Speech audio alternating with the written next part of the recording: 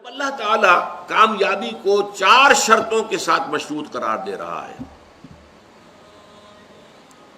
تو ظاہر بات ہے یہ چاروں لازم ہیں، ان میں سے کسی کو بھی کم کر دینے کا آپ کو اختیار نہیں۔ یہ اللہ کا کلام ہے، اس میں شاعری نہیں ہے، اس میں کوئی قافیے اور ردیف کی رعایت سے کوئی الفاظ بڑھا نہیں دیے گئے، اس میں کوئی مبالغہ نہیں ہے، یہ تو ایک ایک حرف اپنی جگہ پر اٹل ہے۔ وَالْعَصْرِ إِنَّ الْإِنسَانَ لَفِي خُسْرٍ إِلَّا الَّذِينَ آمَنُوا وَعَمِلُوا الصَّالِحَاتِ وَتَوَاصَوْا بِالْحَقِّ وَتَوَاصَوْا بِالصَّبْرِ، یہ چاروں چیزیں لازم ہیں۔ اس کو یوں سمجھیے کہ اگر کوئی معالج آپ گئے ہیں، آپ نے نبض دکھائی ہے یا جو بھی اپنا تشخیص ہوئی ہے، اب نسخہ لکھا گیا ہے، اس میں 4 دوائیں لکھ دی گئی، آپ نے اس میں سے اپنی مرضی سے 3 ختم کر دی یا 2 ختم کر دی یا 1 بھی ختم کر دی فرض کیجئے، تو اب یہ نسخہ اس ڈاکٹر کا نہیں رہا، یہ اب آپ کا نسخہ ہے۔ آپ کو معلوم ہے نسخوں میں یہ ہوتا ہے کہ ایک دوا کے کوئی سائیڈ ایفیکٹس ہیں جو خراب ہیں، اس کے کچھ سمی اثرات ہیں، زہریلے اثرات ہیں، تو دوسری شے شامل کی جاتی کریکٹیو کی حیثیت سے کہ اس کا ازالہ ہو جائے۔ آپ نے وہ کریکٹیو نکال دیا تو مارے گئے نا، وہ نسخہ شفا نہیں رہے گا، وہ نسخہ ہلاکت بن جائے گا۔ آپ اس میں سے کسی بھی شے کو ساقط کرنے کا حق نہیں رکھتے، بلکہ اس کے اندر تباہی اور بربادی آ جائے گی۔ یہ بات کیوں میں اس ایمفیسس کے ساتھ کہہ رہا ہوں، آپ اگر جائزہ لیں گے تو معلوم ہوگا کہ ہماری عظیم اکثریت محض ایمان کی بنیاد پر کامیابی اور نجات اور فوز و فلاح کی 100% امیدوار بن کر بیٹھی ہوئی ہے، اور ایمان بھی صرف زبانی کلامی ایمان، اور اگر عمل صالح کو تھوڑا بہت ہو گیا، نماز روزہ ہو گیا تو کیا کہنے صاحب، اس کے بعد تو ظاہر بات ہے کہ کوئی سوال ہی پیدا نہیں ہوتا کہ ہمارا کئی معاملہ جو ہے ناکامی کا ہو جائے۔ تواصی بالحق اور تواصی بالصبر تک تو کسی کے پہنچنے کا سوال ہی نہیں، ہمارے ذہنوں سے خارج ہے۔ یہ بھلائی کی تبلیغ کرنا یہ مولویوں کا کام ہے، ہمارا کام تو نہیں، یہ ہمارے تصورات ہیں۔ ان تصورات کو توڑ پھوڑ کر صحیح دینی تصور کو واضح کرنے کے لیے سورۃ العصر جو ہے اس پر غور و فکر اور تدبر، یاد کیجئے جو میں نے پچھلی نشست میں آپ کو اقوال سنائے تھے امام شافعی کے، لو تدبر الناس هذه السورۃ لوسعت، اگر لوگ صرف اس ایک سورت کے اوپر تدبر کریں تو یہ ان کے لیے کافی ہو جائے گی۔ لو لم ينزل من القرآن سواها لکفت الناس، اگر قرآن میں سوائے اس ایک سورت کے اور کچھ نازل نہ ہوتا تو یہ بھی انسانوں کے لیے کافی تھی۔ تو پہلی بات یہ کہ یہاں پر کامیابی اور ناکامی کا ایک معیار ہمارے سامنے آ رہا ہے، کاش کہ یہ ہمارے دلوں میں کھب جائے، جیسے کہتے ہیں کہ نقش فی الحجر، پتھر میں جیسے کوئی چیز جو ہے کھود دی جائے،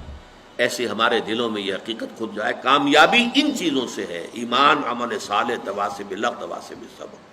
کامیابی دولت سے، وجاہت سے، اقتدار سے، جائیداد سے، سرمایہ سے نہیں۔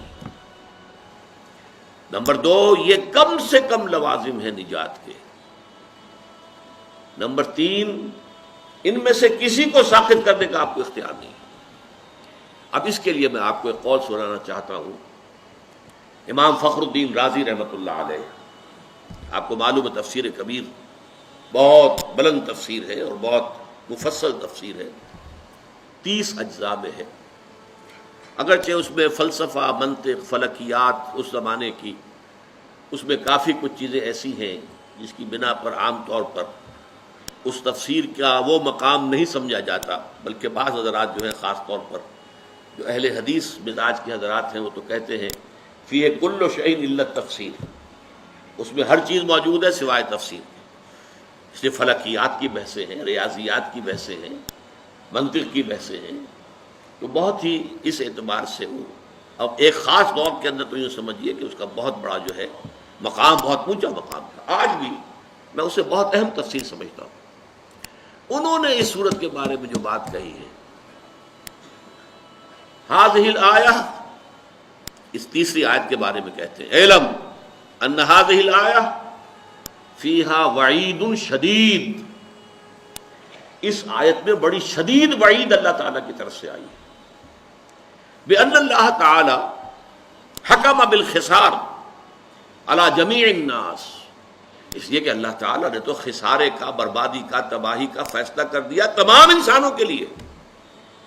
الا من کان آتیا بہذہ الاشیاء الاربعۃ، سوائے اس کے کہ جو ان 4 شرطوں کو پورا کرنے والا ہو. وہی الایمان، وہ 4 شرطیں کیا ہیں؟ نمبر 1 ایمان، والعمل الصالح، اور عمل صالح، والتواصی بالحق، اور تواصی بالحق، والتواصی بالصبر، اور تواصی بالصبر. وَدَلَّ ذَلِكَ، یہ ہے جملہ جو ہے دَلَّ ذَلِكَ، اس سے دلالت ہوئی اس بات کی طرف، رہنمائی ہوئی اس بات کی طرف، ان النجاة معلقة بمجموع هذه الاشیاء، کہ نجات معلق ہے، منحصر ہے ان 4 چیزوں کے مجموعے پر. یہ ہے نتیجہ. منطقی اعتبار سے اس جملے سے یہ نتیجہ نکلتا ہے، صحیح نکلتا ہے، 100% درست ہے. اسی نجات کے لفظ کو جو میں نے لیا ہے، جو اس قول میں ہے امام راضی کے، نجات کی راہ، سورۃ العصر کے موضوع پر جو میری کتاب ہے، اور میں مشورہ دوں گا جن کو بھی دلچسپی سورہ مبارکہ سے ہو گئی ہو وہ ضرور اس کتاب کا مطالعہ کریں. اس میں ایک تحریر بھی میری شامل ہے، ایک تقریر شامل ہے. ظاہر بات ہے کہ میں ان نشستوں میں تو ان تفاصیل میں جا نہیں سکتا، اور یہ کہ میری تحریر جو اس میں شامل ہے وہ آج سے 35 برس قبل کی ہے، 36 برس قبل کی ہے. تو ظاہر بات ہے کہ اب اس وقت جو بھی جوش و خروش تھا وہ اب تو نہیں ہے، لیکن یہ کہ جن حضرات کو بھی دلچسپی ہو ضرور اس کتاب کا مطالعہ کریں. نجات کی راہ، سورۃ العصر کی روشنی. تو تیسری بات جو میں نے آپ کو بتائی، چوتھی، یہ 4 چیزیں جو ہیں یہ لازم ہیں، ان میں سے کسی ایک کو بھی ساقط کرنے کا ہمیں اختیار